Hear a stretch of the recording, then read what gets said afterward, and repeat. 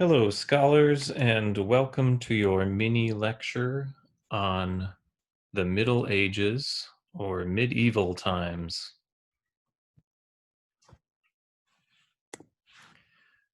The Middle Ages span from the 5th century to the 15th century. They're also known as the medieval times, not medieval, but medieval. That's almost 1,000 years of music history that we're talking about here. So the Middle Ages start with the fall of the Roman Empire in 476 AD and end with the beginning of the Renaissance era in the 1400s. So since we're talking about 1,000 years here, music changed quite drastically. As you can imagine, a lot can happen in 1,000 years.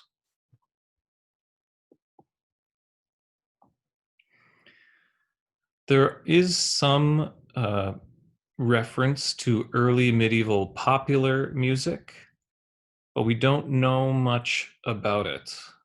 We do know that there were people who were called minstrels or jongleurs, and they performed popular music. They would sing, write, and play popular music. But their traditions were not preserved or written down. We only know about them because of the writings of others, like authors, poets, and the church. We don't know a whole lot about them, but we do know that they existed and that they were performers of popular music. The majority of musical tradition from the early medieval era was preserved through the church. Many musicians were trained in the church, including the clergy themselves who sang and wrote music. So, clergy like priests, clerics, monks, they were often trained in music. They were first and foremost trained in reading and writing, and they were trained this way because they had to understand the Bible and other sacred texts.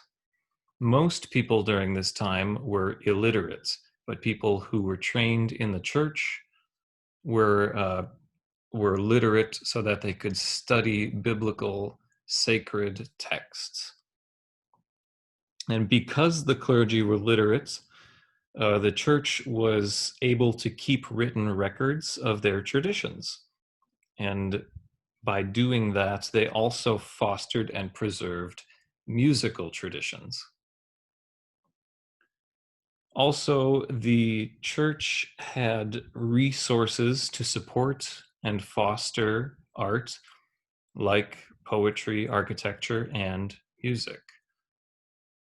So, other entities during this time didn't have the resources to foster art and music like the church did. The churches sang sacred words in church services, and this was supposed to help glorify the word of God. It was better than just speaking the words of God from the Bible. It was one step above speaking. It made the words of the Bible more beautiful and also more memorable. So it helped uh, people uh, to experience the words of the Bible in a more beautiful way, and it also helped them to remember because the words of the Bible, because they were not literate. They couldn't read the Bible, so hearing the Bible, the words of the Bible set to music, helped them to better remember what was being said. Um, I'm sure you've experienced this yourself, where it's easier to remember lyrics when they're set to music rather than just trying to remember them on your own without music to them, just reading them. So that has been a technique that's been used since early medieval ages, starting with the church.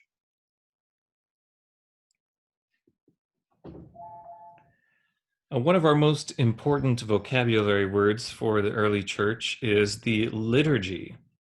Especially in regard to music, the liturgy is very important. So, what is the liturgy? It's a large set of services arranged according to the calendar. It described how and when to worship.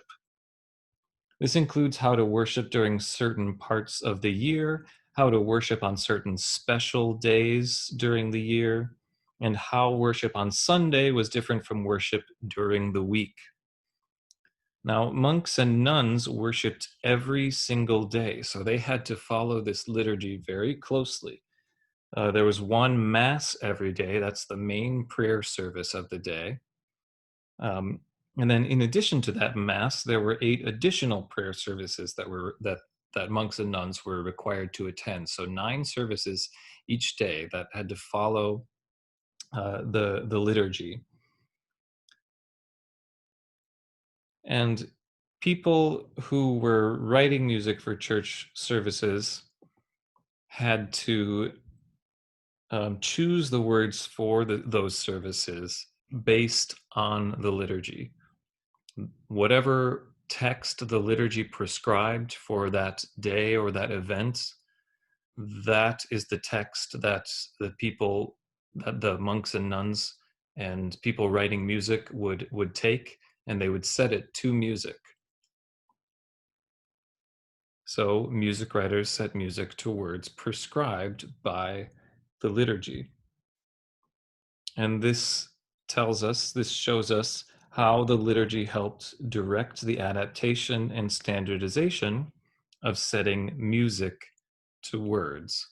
So the church is a very important place in early medieval times, as far as music is concerned, because it helped standardize setting how we set music to words.